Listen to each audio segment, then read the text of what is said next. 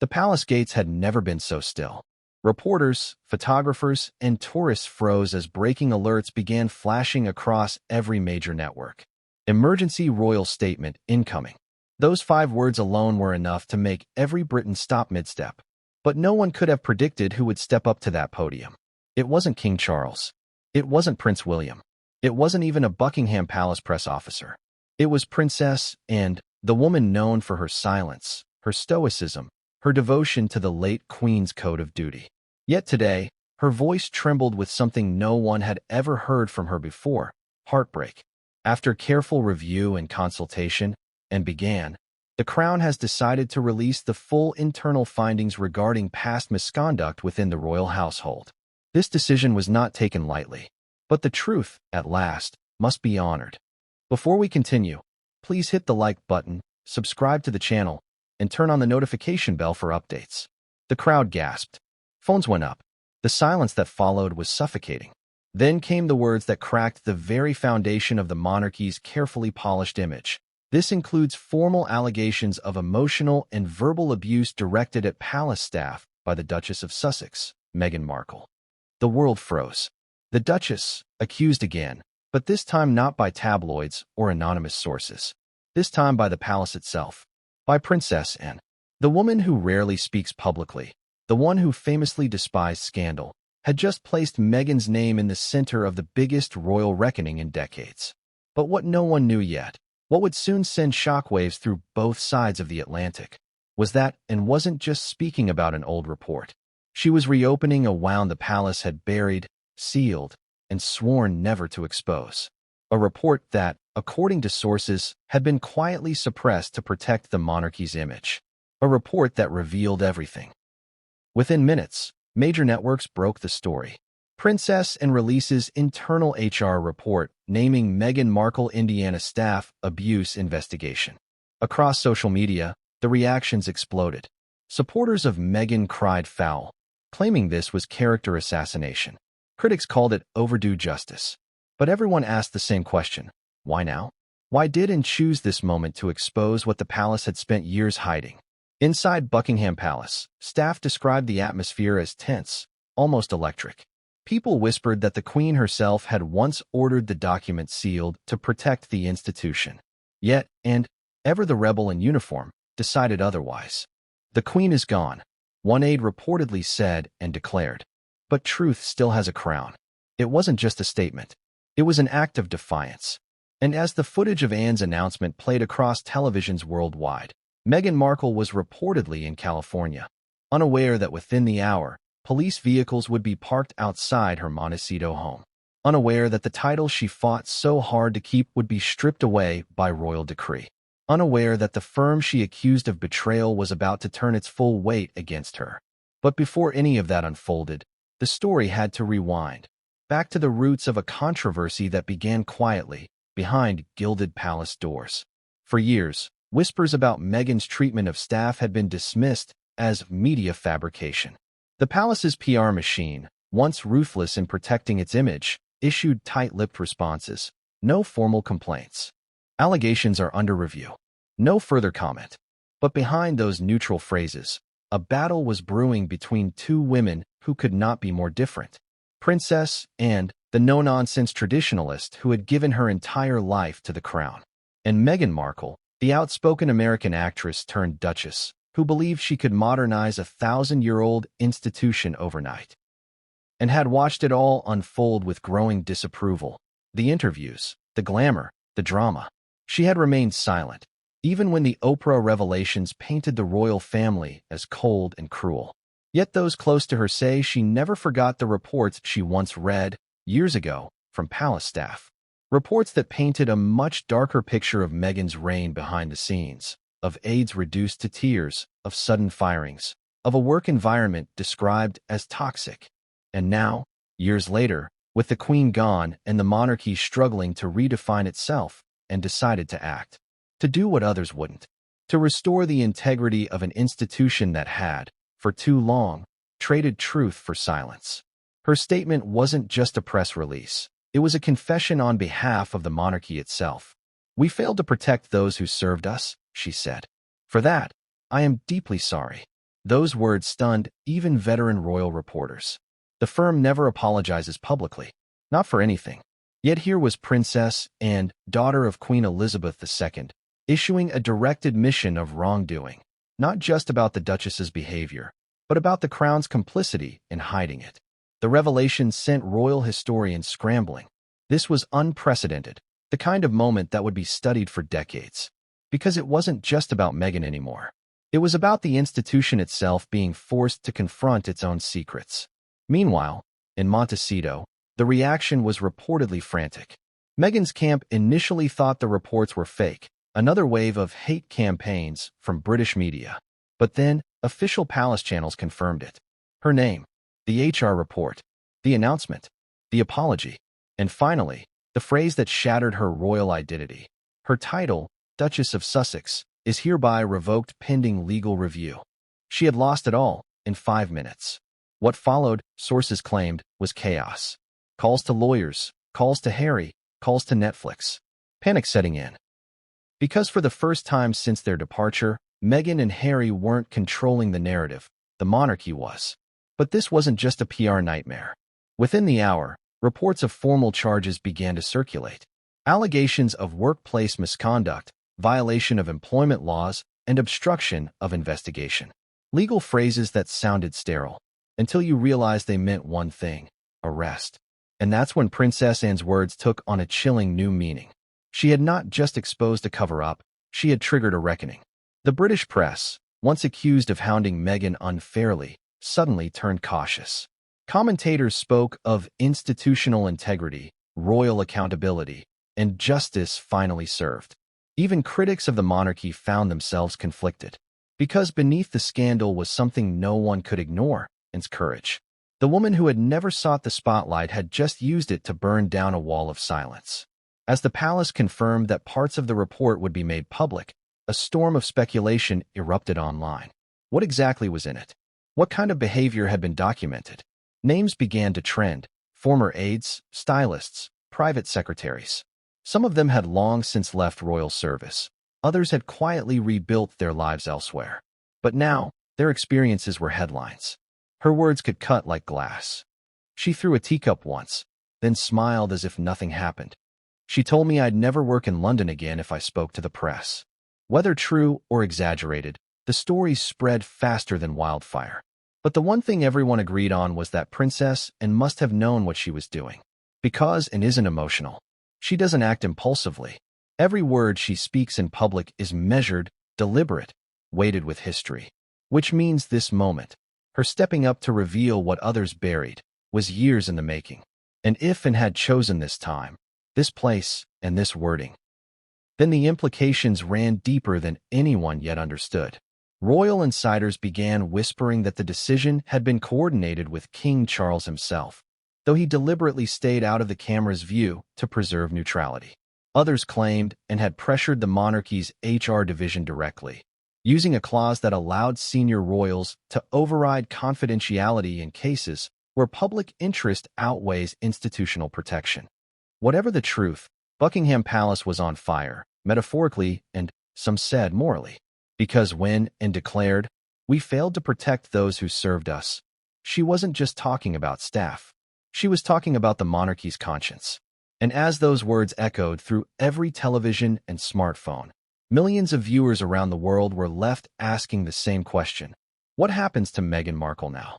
The answer would come swiftly, violently, and publicly. But before that chapter unfolded, the real story, the one buried under years of royal silence, had to be told. The story of the suppressed HR report, the whispers that turned into warnings, the documents that vanished, the staff that fled, the legal letters marked confidential. Because only by understanding what was hidden could the world grasp the magnitude of what Princess Anne had just unleashed. This wasn't just another royal scandal. This was a reckoning, one that would shake the foundations of both Buckingham Palace and Montecito. And as Princess Anne walked away from the podium that day, her eyes steely, her hands clasped, she reportedly muttered something under her breath that one nearby reporter barely caught. 3 simple words that would echo long after her statement ended. It's over now. But was it? Or had it only just begun? Because even as reporters scrambled to verify every line of that HR report, a quiet convoy of black vehicles began rolling toward the hills of Santa Barbara. Inside one of them sat a team of investigators, carrying a warrant. And that's when the world realized this wasn't just an announcement. It was the beginning of Meghan Markle's royal downfall. But what did Princess Anne really find in that report? And why did she decide to expose it now, after years of silence and secrecy? The truth behind that decision is far more personal, far more painful, and far more dangerous than anyone in the palace expected. And it starts with one shocking discovery that would change everything, and no one saw it coming. The moment Princess Anne stepped forward to the microphone, the air in Buckingham Palace thickened like fog before a storm. Cameras clicked, flashbulbs burst, and yet the only sound that mattered came from her. That steady, clipped tone that has commanded respect for decades. But today, that voice carried something else too. A tremor, a weight, a sense that the unthinkable was about to happen. Effective immediately, and said, the palace authorizes the release of the 2018 internal HR report concerning allegations of staff mistreatment during the tenure of the Duchess of Sussex. For a second, no one breathed. Even the royal press corps, trained to mask surprise, stared in disbelief. The Duchess of Sussex? The HR report?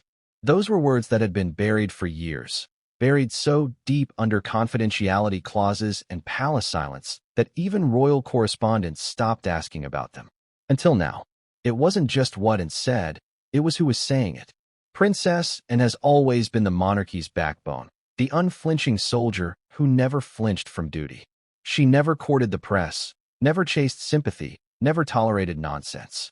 For decades, she was the silent enforcer behind the scenes, the one who would rather walk through a storm than bend to gossip.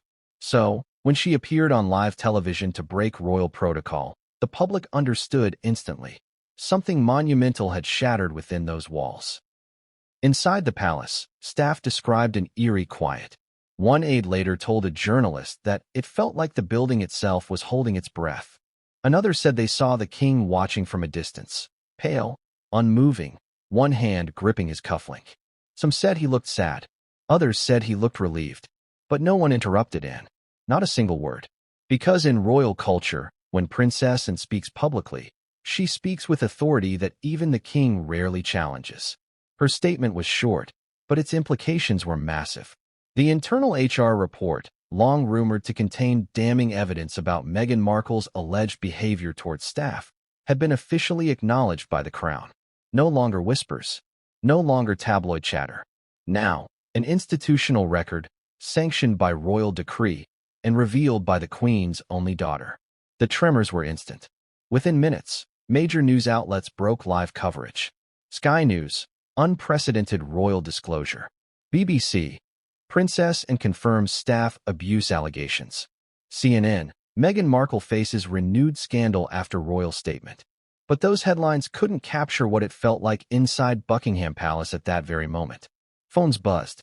Advisors rushed between corridors. PR officials began drafting emergency responses before even knowing the full scope of the revelation. Palace press officers were seen pacing the grand corridor, whispering into phones. She said what? On camera. And in another wing, senior courtiers reportedly huddled in silence. One source described the atmosphere as a mix of shock and grim acceptance, like everyone knew this day would come, but no one thought it would be today. Outside, crowds began gathering by the gates, holding phones high, shouting questions into the void. What did it mean? What's in the report? Is Meghan going to be charged? Because now, this wasn't just an internal matter. This was national, global. Royal history being rewritten in real time. But for Princess Anne, the moment had been years in the making. Those close to her say she had grown increasingly frustrated with the way the palace had handled Meghan's controversies. The silence, the denial, the obsession with optics. And, who values action over image, had once reportedly told a friend, "We cannot preserve the institution by pretending. Pretending is what destroys it." When the Queen passed, Anne's resolve hardened. She'd made a private promise to her mother to uphold the values that once defined the monarchy: integrity, discipline, and above all, truth. And now, with the institution at a crossroads, she saw no choice but to tear off the bandage. It wasn't personal. It was principle. But for Meghan Markle, watching from across the ocean, it would feel deeply personal. News networks replayed Anne's words on loop. Social media ignited. Supporters claimed this was a witch hunt, a cruel attempt to silence a woman of color who had challenged the system.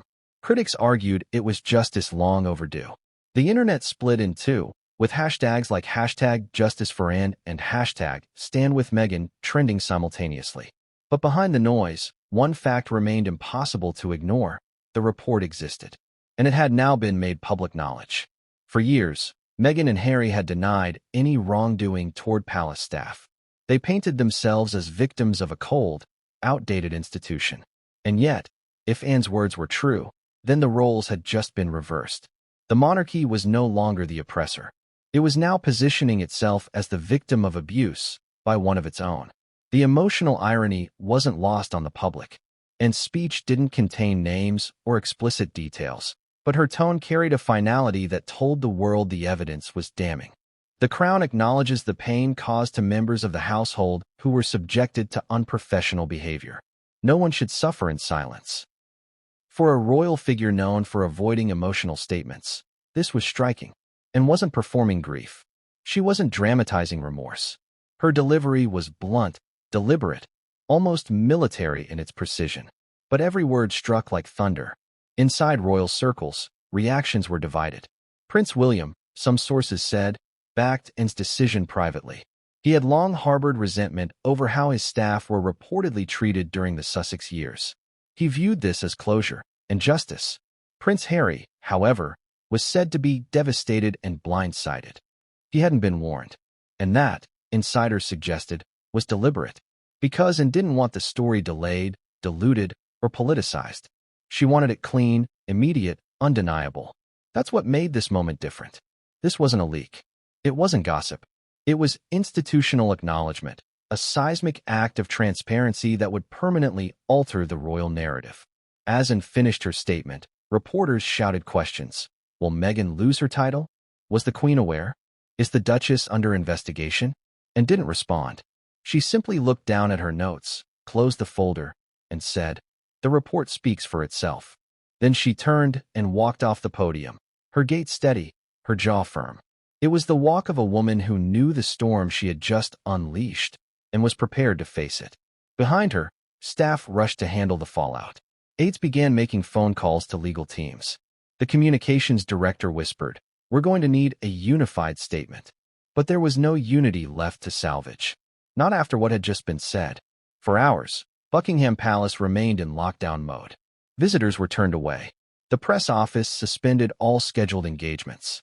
Inside the walls, people whispered that King Charles had summoned an emergency meeting, though no official confirmation came. And in Montecito, sources close to Meghan described chaos. At first, she thought it was exaggerated press nonsense. She reportedly told a friend, and wouldn't dare. But then she saw the clip herself, saw Anne's expression, heard the words "formal allegations" and "revoked title," and realized this wasn't a stunt. Calls to her team went unanswered for minutes that felt like hours. PR representatives scrambled to draft a response, but lawyers advised silence until the report was released in full. Silence, the one thing Meghan hated most. But Anne wasn't done. Behind closed doors, she had already informed the Privy Council of her intention to move forward with disciplinary review. The monarchy would issue a formal apology to staff, followed by cooperation with authorities to investigate whether criminal behavior had occurred. For the royal family, it was the equivalent of detonating a bomb inside their own fortress. And yet, Anne stood by it. "You cannot preach compassion while protecting cruelty," she reportedly told an advisor later that day. For a woman who had lived through every scandal since the 1970s, from Diana's heartbreak to Andrew's disgrace, and knew the cost of silence. She had seen what cover-ups did to families, to reputations, to legacies. And she wasn't about to let history repeat itself. By evening, as news spread across the globe, Buckingham Palace had become the eye of a media hurricane. Helicopters hovered above. Reporters stood outside the gates, lights glaring against the dark sky. "A royal reckoning," one commentator said live. "Perhaps the most defining moment of Princess Anne's career, and the darkest of Meghan Markle's. But beneath the frenzy, something else stirred. A quiet pride among longtime palace staff, many of whom had endured years of whispered humiliation. Some of them were finally vindicated. Others were simply relieved. For the first time, someone had listened. And that someone was Princess Anne. Still, the magnitude of what she'd done couldn't be contained. Diplomats began calling. Hollywood representatives panicked, and legal experts predicted a complex storm of consequences. Because now, the question wasn't just about Meghan's behavior. It was about the monarchy's credibility. If the institution had covered up abuse for years, who else had known? Who had authorized silence? And what did it mean for the royal family's moral authority? The firm, built on image, was being forced to show its scars. And the one person holding the mirror was the Princess Royal herself. That night, a palace source reportedly saw Anne walking alone through the courtyard, hands clasped behind her back, head high despite the chaos around her. She stopped at a statue of her mother, the late Queen, and whispered something quietly before walking away. No one heard what she said, but those who know and believe it was a vow. That truth, however painful, was the only way to honor the Queen's legacy. By midnight, headlines were relentless. The Duchess of Sussex stripped. Palace apologizes to staff. Royal reckoning underway. The public's reaction was split between shock, disbelief, and grim fascination. But the royal family wasn't finished making history. Because within 24 hours of Anne's announcement, something unprecedented would happen. A sealed file would be hand-delivered to Scotland Yard, signed by 2 senior royals. And inside that file were the details of formal charges. What Anne started as an act of truth was about to ignite the greatest royal scandal of the century. And the next person to make a statement wasn't a royal at all. It was a former palace staffer, whose testimony would change everything. But what did this insider know that the world didn't? And why had they stayed silent until now? The answer would tear apart the illusion of palace perfection and prove that Anne's revelation was only the beginning. Because sometimes, the real earthquake comes after the first shockwave, and no one inside Buckingham Palace, not even Anne herself, was prepared for what came next. Buried, stamped, classified, private, for senior eyes only. Those were the words scrawled across the front page of the document, now shaking the monarchy to its core. The internal HR report on Meghan Markle, once locked away deep in the archives of Buckingham Palace, had finally seen the light of day. But it wasn't supposed to. For years, insiders whispered about its existence. An internal review commissioned in 2018 after a series of complaints from palace staff. Some said it contained testimony so explosive that it could burn reputations beyond repair. Others dismissed it as a collection of petty grievances, exaggerated by overworked aides. But no one really knew the truth, because the report never saw daylight. Until Princess Anne demanded it. It started quietly, according to palace insiders, and stumbled upon references to the report during an audit of royal administrative spending. It wasn't her job to review HR matters, but she noticed a line item labeled Staff Welfare Inquiry, Restricted Access. And Anne, being Anne, doesn't leave questions unanswered. She called in the HR director. "What is this file?" she asked. The director hesitated, reportedly glancing toward an old cabinet before replying. "It's a confidential report, ma'am. Historical matter. Closed by prior instruction." And frowned. "Whose instruction?" "Her late Majesty's," came the answer. That was all it took. Anne's sense of duty was forged by her mother's example. But she had never confused loyalty with blind obedience. To Anne, truth mattered more than tradition. And so, without permission from the king, without consulting advisors, she gave a direct order. Unseal it. What followed, palace sources say, was chaos. The HR department scrambled to retrieve the locked file, dusting off a folder that hadn't been touched in over 5 years. The key was missing. The authorization code had expired. Eventually, the file was hand-delivered to and in a sealed diplomatic pouch. When she opened it, the first thing she saw was the heading. Kensington Palace Internal Review, Alleged Misconduct by Senior Household Member, Duchess of Sussex. The contents, according to insiders who later briefed royal advisors, were worse than anyone expected. Witness statements, email transcripts, notes from meetings where aides described an environment of fear, accounts of sudden firings, crying staffers, and panic attacks. Phrases like psychological manipulation and unreasonable demands appeared again and again. One line reportedly stood out too, and staff morale has reached a historic low. Multiple members have expressed desire to resign due to emotional distress caused by the Duchess's conduct, and sat silently as she read page after page. Her expression didn't change, but her aides noticed her jaw tighten. Another document detailed a specific incident in 2019. A senior aide allegedly reduced to tears after a verbal tirade over wardrobe arrangements for a royal event. Another described how Meghan would freeze out employees who questioned her decisions, replacing them with private contacts from outside the palace.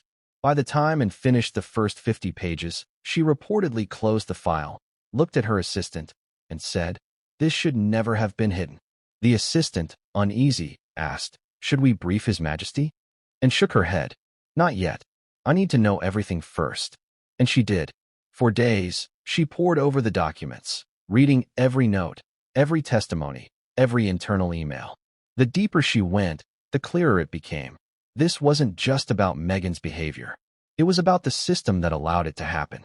Because tucked inside the report were signatures, names of officials who had reviewed the complaints and decided to take no further action. There were memos referencing optics, sensitivity, and risk to reputation. There was even a line that said, "Recommended action postponed pending senior family guidance." Translation: the palace had chosen silence. Why? Because at the time, Meghan Markle was not just a royal, she was a global brand. The first biracial duchess, a symbol of modernity, diversity, and progress. The Queen, in her twilight years, had no appetite for scandal. The monarchy couldn't afford to be seen destroying its own image. So, they did what institutions have done for centuries. They buried the truth. And, however, was not part of that decision. She wasn't informed, wasn't consulted, and certainly wasn't complicit. And that, more than anything, enraged her. According to one insider, she told her private secretary, "We preach service and integrity, yet we conceal cruelty under courtesy." That is not what Mother stood for. Her decision was made. The world would know the truth. But before going public, and ordered a review of the review, an unprecedented act. She re-interviewed some of the original HR officials, most of whom had retired or moved abroad. To her shock, several confirmed they were pressured at the time to soften language and avoid inflammatory descriptions. One even broke down in tears when asked if they'd felt silenced. "Yes, ma'am," they said. "We were told not to provoke the Duchess." When that statement reached the king's desk, he reportedly fell silent. Charles has always valued discretion over drama, but even he couldn't deny the magnitude of the problem. He gave his reluctant blessing. "If this must be done, let him do it." And so she did. But when the report was made public, it wasn't just the abuse allegations that stunned the nation. It was the level of orchestration behind the scenes, the deliberate erasure of evidence, the coded emails from senior palace advisors saying, "This must not reach the press." It painted a chilling picture of a royal household more concerned with image than with people. And that realization didn't just damage Meghan's reputation, it wounded the monarchy itself. Because for decades, the royal family had presented itself as the epitome of grace, decorum, and moral leadership. Yet here was proof that they had hidden misconduct to protect their image. For Princess Anne, it was personal. Her entire life had been dedicated to preserving the monarchy's honor. She'd worked quietly, diligently, never chasing fame, never courting controversy. But now, she felt betrayed by the very system she had served. She reportedly told an advisor, "We let this fester. We let her harm good people. And we said nothing." Those words echoed through every palace corridor. Meanwhile, the public's reaction was ferocious. Protesters gathered outside the palace, demanding accountability. Former staff began speaking to the media anonymously, their stories eerily consistent with the report's findings. One described a moment when Meghan allegedly yelled at a junior aide for bringing her the wrong type of tea. "It was never about the tea," the aide said. "It was about control." Another recalled how Meghan would allegedly threaten to contact senior royals or use the media if her demands weren't met. She knew her power, one staffer claimed, and she used it. But perhaps the most haunting part of the report wasn't the stories of rage, it was the silence afterward. The number of staff who resigned quietly, never filing formal complaints because they believed nothing would change. That silence was the real crime. And that's what Princess Anne wanted to destroy, the culture of fear and secrecy that had turned truth into taboo. Royal historians began comparing this to previous scandals: Diana's heartbreak, Charles's affair, Andrew's disgrace. But this one felt different. This one wasn't about personal failings. It was about an institution that had chosen to protect the wrong person. For Meghan, the backlash was immediate and brutal.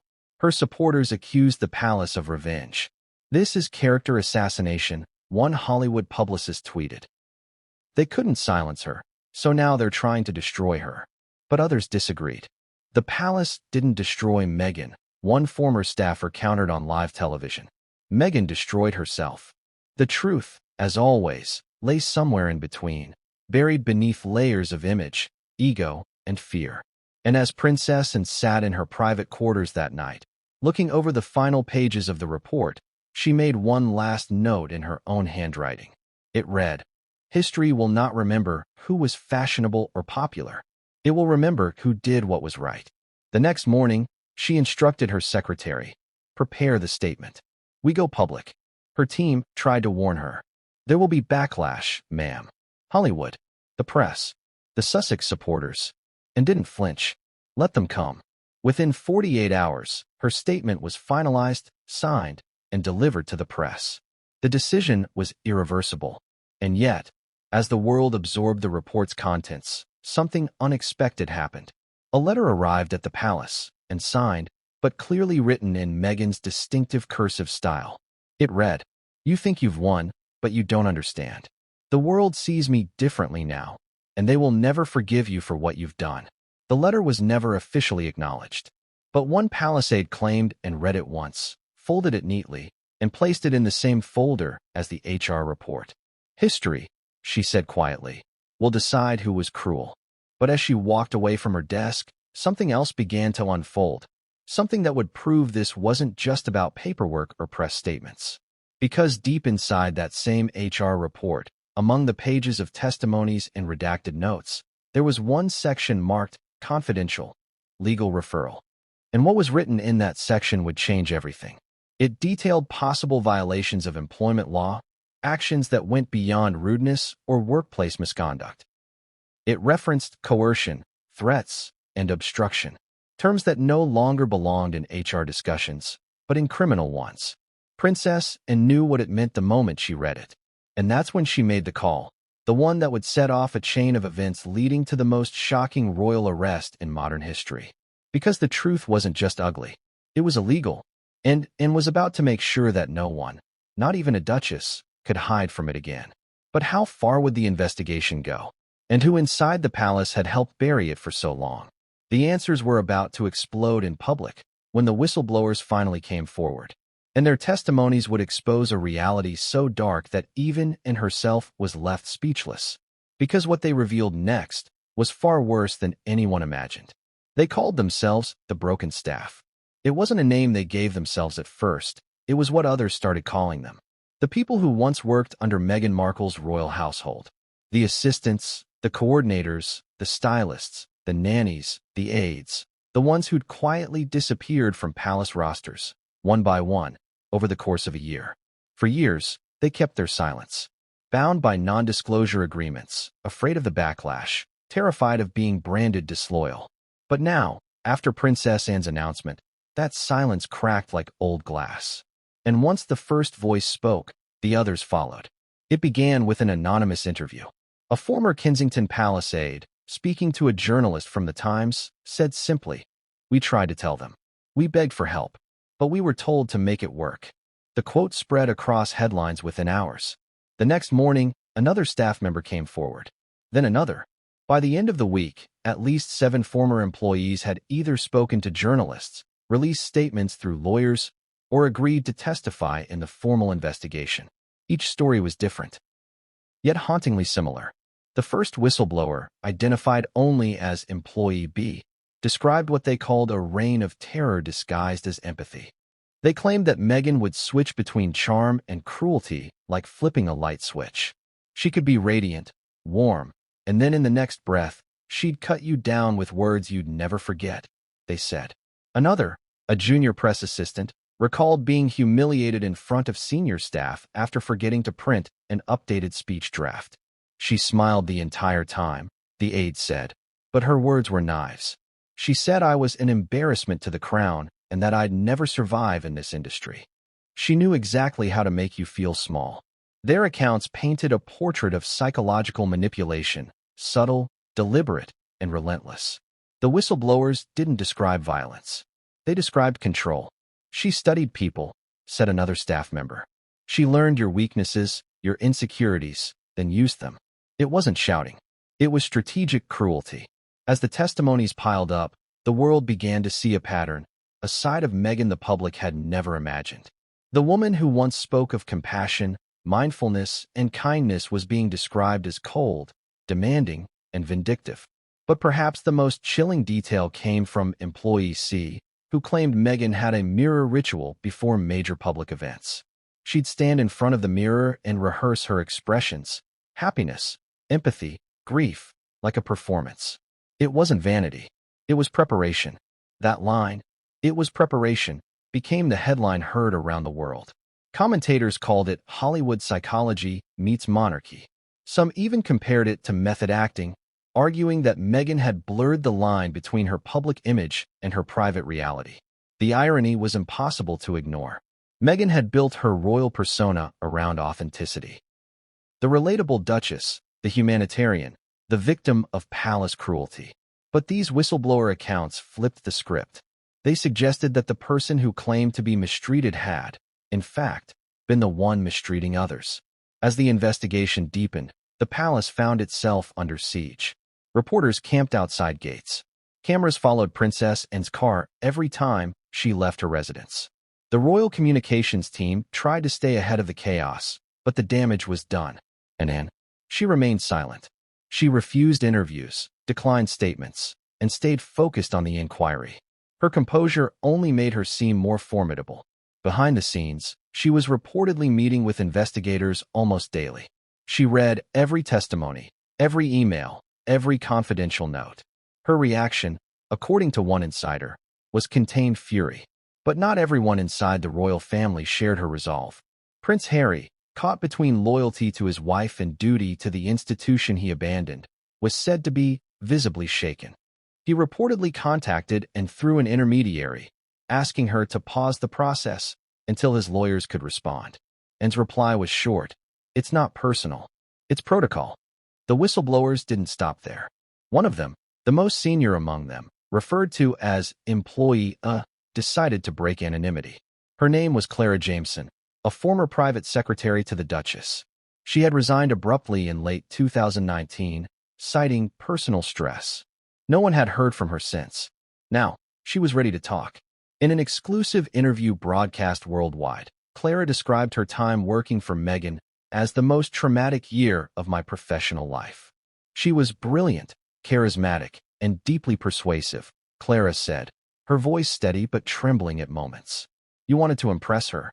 You wanted her approval. But when she turned, it was devastating. She'd call you incompetent, lazy, ungrateful. I once worked 18 hours without sleep to meet her schedule, and she still told me I wasn't trying hard enough. The interviewer leaned forward. Did anyone in the palace intervene?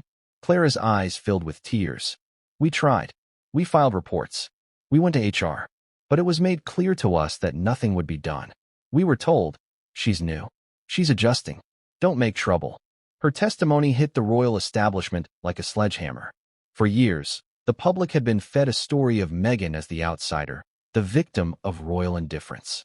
But now, a very different narrative was taking shape, the outsider who exploited the system's silence.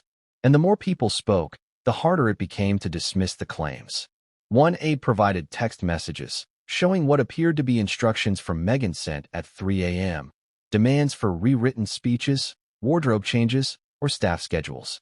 She didn't respect boundaries, said the aide. It was constant. She expected perfection, and if you failed, she'd remind you that you were replaceable.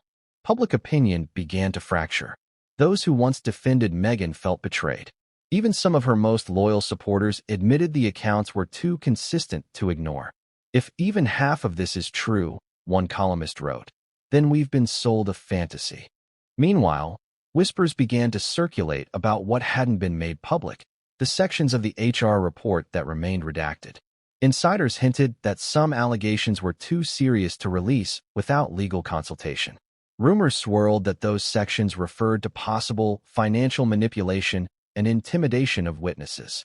When asked about it, palace sources neither confirmed nor denied, but their silence only fueled speculation.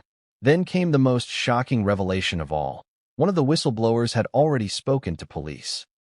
In a late-night broadcast, a BBC correspondent confirmed that the Metropolitan Police had received a formal statement from a former palace employee regarding alleged misconduct by the Duchess of Sussex. The palace refused to comment, but everyone knew what that meant. This was no longer just a royal scandal. It was a criminal investigation, and it was happening with Princess Anne's full support, and had already met with the head of the Metropolitan Police in a private meeting at Clarence House. No cameras, no statements, just quiet coordination. The message was clear: the monarchy would not interfere. But behind that calm facade, the atmosphere inside the palace was boiling. Some senior royals feared and had gone too far. "This could destroy us," one courtier reportedly warned. "The monarchy survives on dignity, not disclosure." Anne's answer was blunt: "It survives on honor." While investigators gathered evidence, the whistleblowers faced their own storm.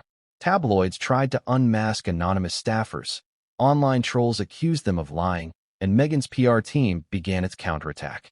A spokesperson claimed the reports were a coordinated smear campaign, and that Meghan was devastated by the baseless accusations. But the tide had turned, because one by one, more witnesses stepped forward. A royal chauffeur, a wardrobe assistant, a personal stylist who once worked on Meghan's royal tours.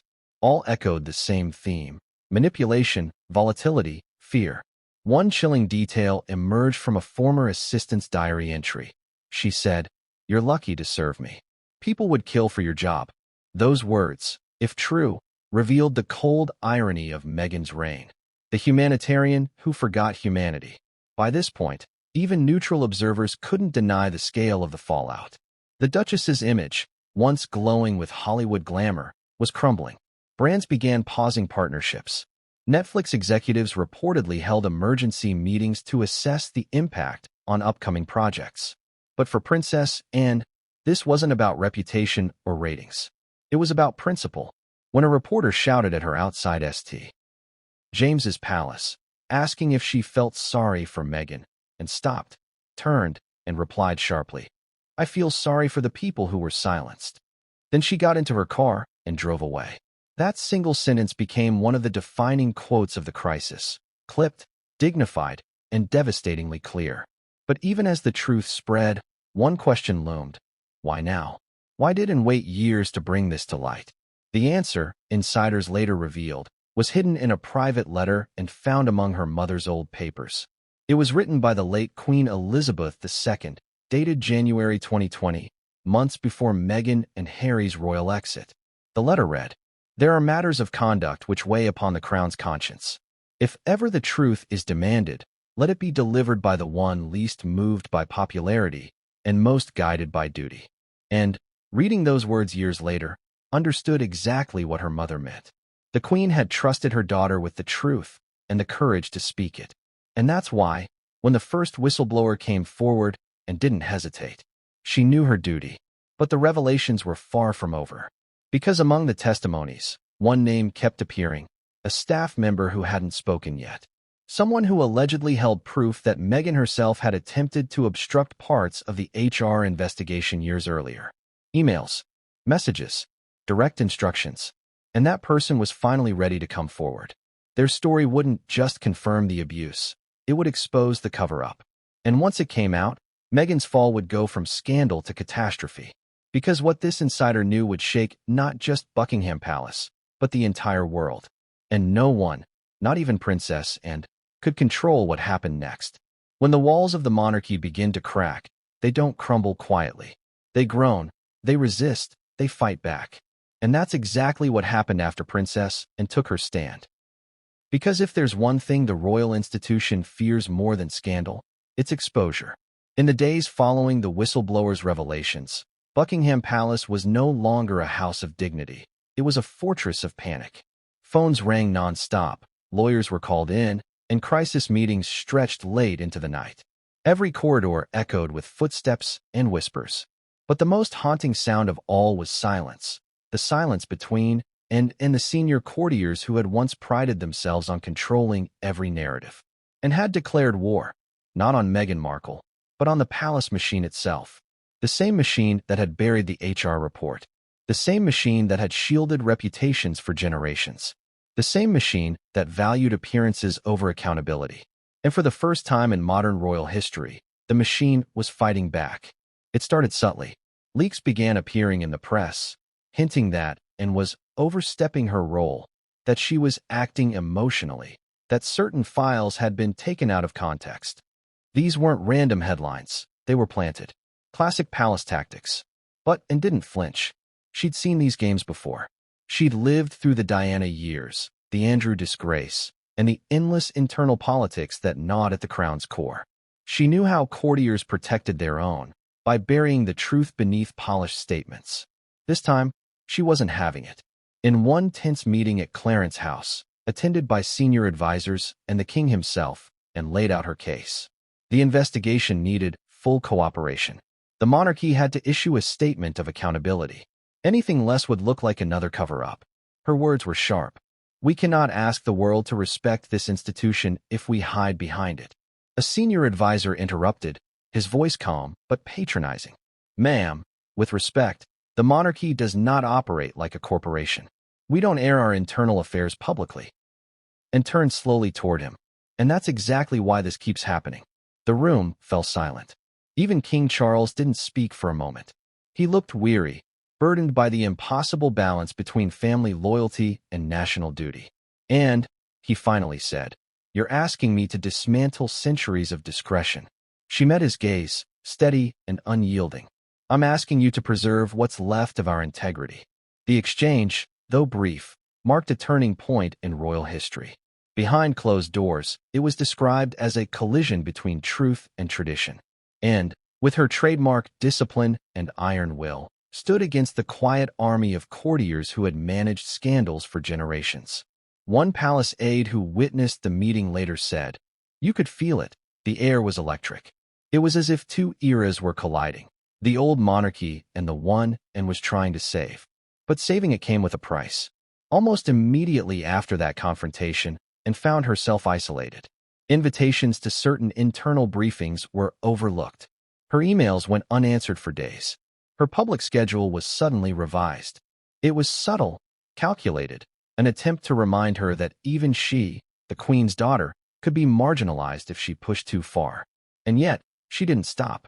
In fact, she doubled down and began meeting privately with key members of the investigation team, outside palace grounds. No aides, no royal press officers, no intermediaries, just truth seekers and documents. She invited two senior HR officials who had been forced into early retirement to her private estate at Buckingham Park. Over tea, they handed her handwritten notes and personal journals from 2018, unfiltered accounts of what had really happened behind the palace curtains. One entry, dated May 2018, the month of Harry and Meghan's wedding, read, staff warned HR that the Duchess exhibits severe volatility. Complaints dismissed. Instructed not to upset her before wedding week. Another, from late that year, meeting with communications director, advised to redact certain phrases from the report, told the optics will destroy us, and read every word. Her expression never changed, but her silence was the kind that filled the room with thunder. This, she said finally, is the rot. The next morning, she made her move and arranged for a formal meeting with the Privy Council and submitted an official memorandum titled On Transparency and the Crown's Conscience. It called for the full release of the unredacted HR report and an independent external review of how it was handled. When word of her proposal reached senior courtiers, panic erupted. One described it as the nuclear option. Another called it a declaration of independence from within the monarchy. But didn't care. She wasn't seeking approval. She was seeking justice. For her, this wasn't about politics. It was about principle. She had watched good people suffer in silence while the palace's golden image gleamed on magazine covers. She had seen the system bend rules to protect those with titles while punishing those without. And now, standing before that same system, she vowed it would bend no longer. Still, the machine fought back harder. The palace press office began spinning a counter-narrative. Anonymous sources whispered to journalists that Anne's crusade was driven by emotion, that she was unsettled by the Queen's passing and acting out of grief. It was a brutal, strategic character assassination, but Anne had anticipated it. She simply ignored it. While the courtiers whispered and made her next bold move, she requested a direct audience with the Prime Minister. Not to gossip, not to plead, to inform, to ensure that the government, as the constitutional counterpart to the monarchy, was aware of the palace's handling of the HR scandal. It was a move no royal had made in decades. According to insiders, and told the Prime Minister, "This isn't just a family matter. This is an issue of public trust. The monarchy cannot function if it loses the confidence of its people." The Prime Minister, cautious but respectful, reportedly replied, "Are you prepared for what happens if this goes to court?" Anne's response was simple. "If we've done nothing wrong, we have nothing to fear." It was the most unroyal sentence ever spoken by a royal. And yet, those words would define her legacy. Back at the palace, the atmosphere was venomous. Senior aides accused her of jeopardizing the institution's stability. Rumors circulated that Meghan's legal team was preparing to sue the crown for defamation and unlawful release of confidential information. But Anne didn't blink. She knew that every institution, even one as ancient as the monarchy, must face a moment of reckoning. And that moment had arrived. When the whistleblower's testimonies reached Scotland Yard, the investigation officially transitioned from internal to criminal. That was the line no one dared cross, until Anne's push made it unavoidable. The machine had officially lost control, and within those walls, something incredible began to happen. Younger palace staff, junior aides who had never known life before the Sussex drama, started speaking up. They admired Anne's courage. They began quietly leaking their own accounts to investigators, confirming years of intimidation, gaslighting, and silencing. The culture of silence that had once defined the royal household was finally crumbling. But the cost was heavy, and began receiving hate mail. Anonymous letters accusing her of betraying her family. Tabloids sympathetic to Meghan labeled her the Iron Executioner. Social media erupted with hashtags. Hashtag abolish the monarchy. Hashtag justice for Meghan. Hashtag Princess Anne exposed. Through it all, she remained unshaken. Her staff said she never once raised her voice, never once lost focus.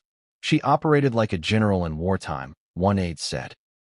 Cold, precise, unyielding. Even King Charles began to relent.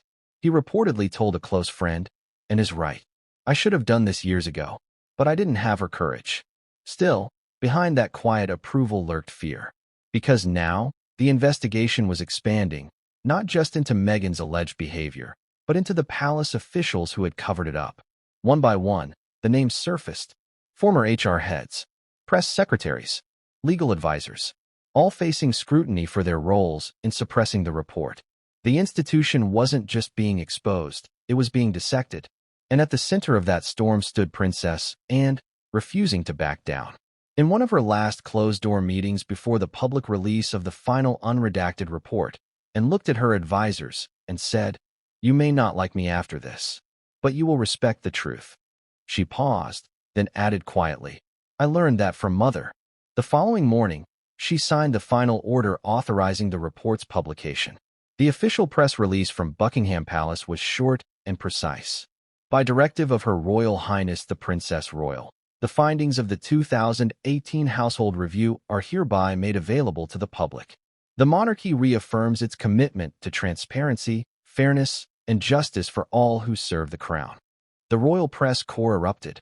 News outlets scrambled to access the document. The monarchy's deepest secret was finally open for the world to see. It was the moment Anne had fought for, a victory for truth. But it was also the spark that ignited the next stage of the crisis. Because buried within that report, beyond the abuse, beyond the cover-up, was one final section labeled Confidential Addendum. And that addendum contained something no one expected, an official referral to law enforcement. The Crown itself had passed evidence to the police. Meghan Markle was no longer just facing public disgrace. She was now facing potential criminal charges. The monarchy had just turned against one of its own, and the woman who made it happen was Princess Anne. But how far would she go to see it through? Because what came next would test her resolve and tear open divisions within the royal family that might never heal again. The investigation had entered a new phase, and this time, the machine couldn't bury it, because now the law was involved. And the arrest, when it came, would send shockwaves across the world. The subject line was simple: internal review follow-up, urgent. Sent from a palace aide to a senior communications officer in late 2019. No one noticed it then, but when investigators reopened the archived servers, it became the spark that set the entire palace machine on fire. Inside that email were attachments, drafts of statements that were never released, witness notes that were never submitted, and a line of correspondence that linked the royal press office directly to Meghan's lawyers. It was the proof Princess Anne had feared existed all along. The monarchy didn't just ignore the allegations, it actively helped bury them. And once that truth began to leak, no one could stop it. By dawn, British newspapers were running with the headline: Email Trail Exposes Palace Cover-Up in Meghan Abuse Probe. The fallout was immediate. The palace's official phone lines jammed with calls from journalists demanding answers. Buckingham's media team tried desperately to hold the line, insisting the documents were unauthorized leaks taken out of context. But the damage was done. For years, the royal family's silence had been their shield. Now, that same silence was being read as guilt. Inside the palace, the atmosphere was like a pressure cooker. Anne's phone didn't stop ringing. Aides, legal advisors, even the king himself wanted updates. Senior courtiers, once smug in their secrecy, were now frantically combing through years of digital archives, praying they hadn't left a trail. But they had. The recovered documents revealed a network of coordination between palace HR, legal staff, and external PR consultants. There were directives to minimize exposure, discourage whistleblower interviews, and ensure the Duchess's image remains intact ahead of media partnerships. It was manipulation at the highest level. One memo even referenced a containment strategy designed to shield Meghan from fallout after early staff resignations. The line read, "Under no circumstances should this issue be allowed to overshadow the Sussex brand or royal image. Delay, deflect, and defer." It was cold, calculated, corporate, and utterly damning. When investigators presented the evidence to Princess Anne, she reportedly stared at the screen in disbelief. "They lied to all of us," she said quietly. "They lied to the Queen." The revelation was devastating, because it meant that while Meghan had allegedly been mistreating her staff, the people who were supposed to hold her accountable had been protecting her instead. Not out of compassion, out of fear.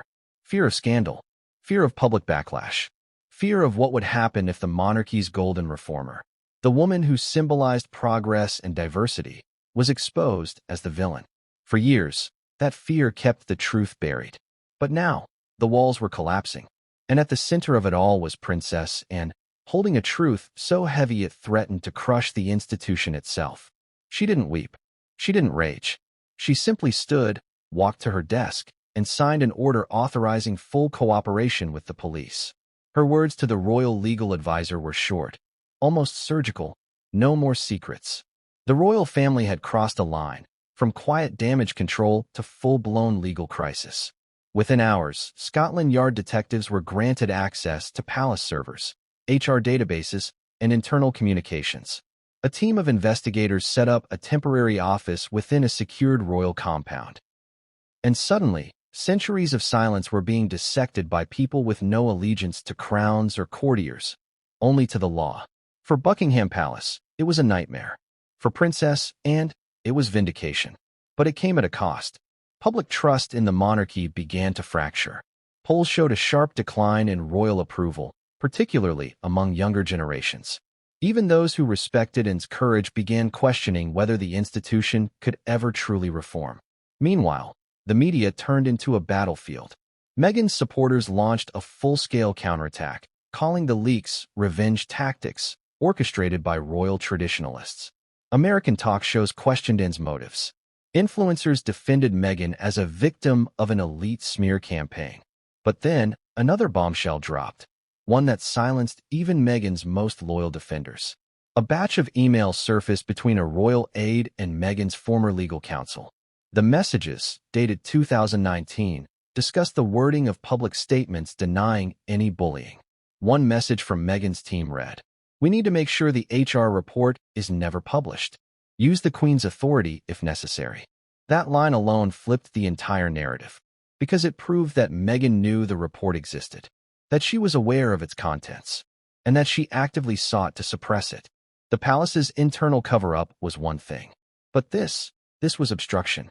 When that evidence reached investigators, the tone shifted instantly. Scotland Yard wasn't just dealing with workplace misconduct anymore. This was interference in an official review process, a potential criminal offense. The next day, Princess Anne called an emergency meeting. In attendance, the king, senior advisors, and the crown's legal counsel.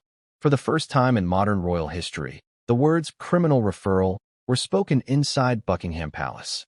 And, calm but visibly weary, addressed the room. "We cannot be complicit in our own destruction. If we protect wrongdoing, we destroy ourselves." King Charles looked down at the table for a long time before replying softly, "Do what must be done."